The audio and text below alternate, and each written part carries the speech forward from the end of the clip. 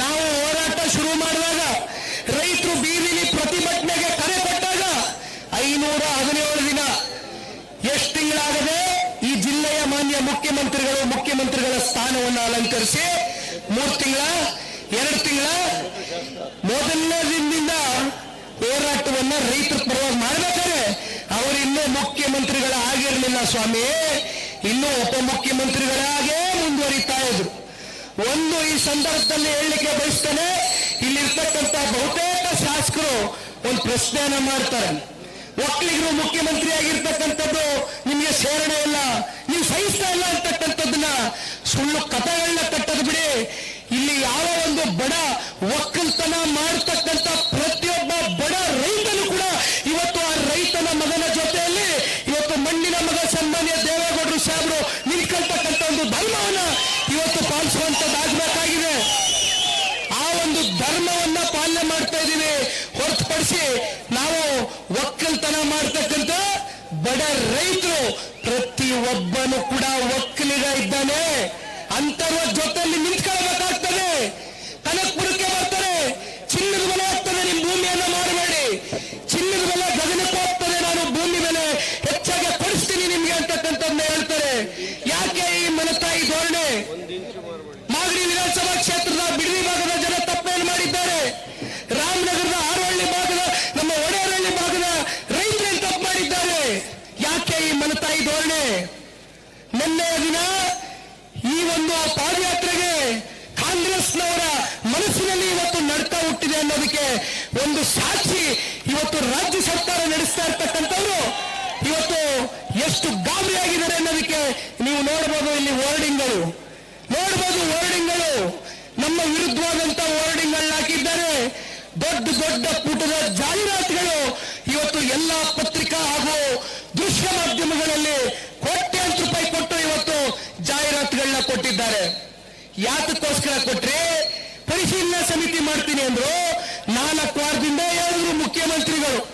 ಯಾವತ್ತು ಪರಿಶೀಲನಾ ಸಮಿತಿಯನ್ನ ಅಧಿಕೃತವಾಗಿ ಘೋಷಣೆ ಮಾಡ್ತಾರೆ ಅಂದ್ರೆ ಪಾದಯಾತ್ರೆಯ ಹಿಂದಿನ ರಾತ್ರಿ ಅಧಿಕೃತವಾಗಿ ಪರಿಶೀಲನಾ ಸಮಿತಿಯನ್ನ ಘೋಷಣೆ ಮಾಡ್ತಾರೆ. ನಿನ್ನೆಯ ದಿನ ಮಾನ್ಯ ಮುಖ್ಯಮಂತ್ರಿಗಳು ಒಂದು ವಿಡಿಯೋನ ಮಾಡ್ತಾರೆ. 2 ಕೋಟಿ ಅಲ್ಲ 3 ಕೋಟಿ ದುಡ್ಡು ಕೊಡ್ತೀನಿ ಅಂತಾರೆ. ಸ್ವಾಮಿ, ಹೊಸದಾಗಿ ನೀವು ಲೂಟಿ ಮಾಡೋದಕ್ಕೆ ಪ್ರಾಧಿಕಾರ GBDA, greater Bengaluru development authority, greater Bengaluru integrated township ಮಾಡ್ತೀನಿ ಅಂತ ಹೊಸ ಪ್ರಾಧಿಕಾರ ರಚನೆ ಮಾಡಿದಿರಲ್ಲ ಸ್ವಾಮಿ. 2 ಕೋಟಿ 1 ಎಕರೆಗೆ ನೀವು ನಿಗದಿತ ಮೌಲ್ಯ 2 ಕೋಟಿ ಮಾತಾಡುವ, 3ಕ್ಕೆ ಹೋಗೋದು ಬೇಡ. 5,000 ಎಕರೆ ಅಂತಿಮ ಅಧಿಸೂಚನೆ ಹೊರಡಿಸಿದಿರಿ. 11,000 ಕೋಟಿ ನಿಮ್ಮ ಖಾತೆಯಲ್ಲಿ ಇದೆಯೇ? ಪ್ರಾಧಿಕಾರದ ಖಾತೆಯಲ್ಲಿ, GBDA ಖಾತೆಯಲ್ಲಿ ನಾಳೆ ರೈತರು ಬಂದು 11,000 ಕೋಟಿ ಕೊಡ್ತಕ್ಕಂಥದಕ್ಕೆ ನಿಮ್ಮ ಖಾತೆಯಲ್ಲಿದ್ರೆ ದಯಮಾಡಿ ನಿಮ್ಮ ಖಾತೆಯ ಪುಸ್ತಕವನ್ನ ಬಹಿರಂಗವನ್ನ ಪಡಿಸಿ 11,000 ಕೋಟಿ ನಮ್ಮ ಹತ್ರ ಇದೆ ಅಂತ. 90% ಸಾಲ ತಗೊಳ್ತಾ ಇದ್ದೀರಿ. ಅಲ್ಲೆಲ್ಲ BDAನ 2,000 ಈಕ್ವಿಟಿ ತೋರಿಸ್ತೀರಿ. BMRDA ಇಂದ ಹಲವಾರು CA ಸೈಟ್ಗಳನ್ನ ಅಡಮಾನ ಇಟ್ಟಿದ್ದೀರಿ. ಯಾವ ಪುರುಷಾರ್ಥಕ್ಕೆ ಮಾಡ್ತಾ ಇದ್ದೀರಿ? 15,000 ಕೋಟಿ ಪ್ರಾಜೆಕ್ಟ್ ನಲ್ಲಿ 13,000 ಕೋಟಿ ಸಾಲದವರೇ ಹಣಕಾಸಿನ ಇಲಾಖೆಯ ಅಧಿಕಾರಿಗಳು ಸರ್ ಇದು ನಮಗೆ ಫೀಸಿಬಿಲಿಟಿ ಕಾಣ್ತಾ ಇಲ್ಲ, ಬೇಡ 9,000 ಕೋಟಿ ನಾವು ಗ್ಯಾರಂಟಿ ಕೊಡಕ್ ಆಗಲ್ಲ ಅಂದ್ರು. ಅವ್ರ ಮೇಲೆ ಒತ್ತಾಯ ಹಾಕಿ ಇವತ್ತು ಮುಖ್ಯಮಂತ್ರಿಗಳು ಅವತ್ತು ಉಪಮುಖ್ಯಮಂತ್ರಿಗಳು ಒತ್ತಾಯ ಹಾಕಿ ನೀವು ಸೈನ್ ಹಾಕ್ಸ್ಕ ಬಂದ್ರಲ್ಲ ಸ್ವಾಮಿ. ಯಾರು ನಿರ್ಧಾರ ಮಾಡ್ತಾ ಇದ್ದೀರಿ? ದಯವಿಟ್ಟು ಇನ್ನು ಹೆಚ್ಚು ನಾನು ನಿಮ್ಮನ್ನ ಈ ಬಿಸಿಲಲ್ಲೂ ನಿಲ್ಲಿಸ್ಕೊಳ್ಳೋದಕ್ಕೆ ಇಷ್ಟಪಡೋದಿಲ್ಲ. ದೊಡ್ಡವರು ಈ ಸಮಯ ಕೊಟ್ಟು ಬಂದಿದ್ದಾರೆ. ಕೊನೆಯದಾಗಿ ನಾನು ತಾವೆಲ್ಲ ನಿಲ್ತೀರಣ ಗೊತ್ತು. ಅನ್ನದಾತರ ಪರವಾಗಿ ಬಂದಿದ್ದೀರಿ, ನೀವೆಲ್ಲ ಭದ್ರಾಗಿ ಬಂದಿದ್ದೀರಿ. ನಾನು ಒಂದು ಮಾತು ಇವತ್ತು ಈ ಸರ್ಕಾರಕ್ಕೆ ತಿಳಿಸ್ಲಿಕ್ಕೆ ಬಯಸ್ತೇನೆ. ಬಹುಶಃ ದೇವೇಗೌಡರು ಸಾಹೇಬರು ಮಾತಾಡಬೇಕಾದ್ರೆ ಅವ್ರಿಗೆ ಮಾಹಿತಿ ಇಲ್ಲದೆ ಅವ್ರು ಮಾತಾಡೋದಿಲ್ಲ. ರಾಜ್ಯದ ಪ್ರತಿಯೊಂದು ವಿಚಾರ ಅವರು ಮಾಹಿತಿಯನ್ನು ಇಟ್ಕೊಂಡು ಮಾತನಾಡ್ತಾರೆ. ನಮಗೆ ಗೊತ್ತಿದೆ ಏನಾಗ್ತಾ ಇದೆ ಮೊದಲನೇ ದಿನದಿಂದ ಅಂತ.